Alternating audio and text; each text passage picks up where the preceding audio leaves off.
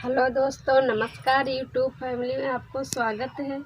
आज हम दिखाने वाले हैं हमारे बाग में। देखो क्या क्या चीज़ लगा हुआ है।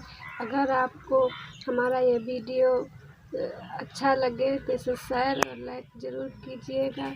आइए आप हम सभी को अब दिखाते हैं अपना बाग।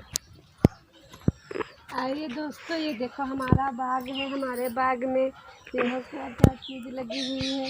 इधर हमारा ये गांव है, ये हमारा गांव है।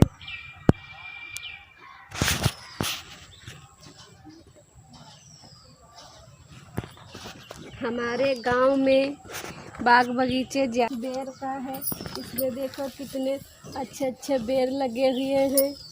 ये देखिए, ये देखिए, इसको गांव में बोलते हैं थल्हा। यहाँ हमारे गांव में बकरी उकरी ज़्यादा है, इसीलिए सब पेड़ पौधे इससे खा जाते हैं। आम का पेड़ लगा हुआ है। ये देखो केला है, इसमें केला आए हुए हैं। ये देख लीजिए, ये भी आम का पेड़ लगा हुआ है। इसमें अभी ये छोटा है पौधा, तो इसीलिए इसमें अभी आम नहीं आए हुए हैं।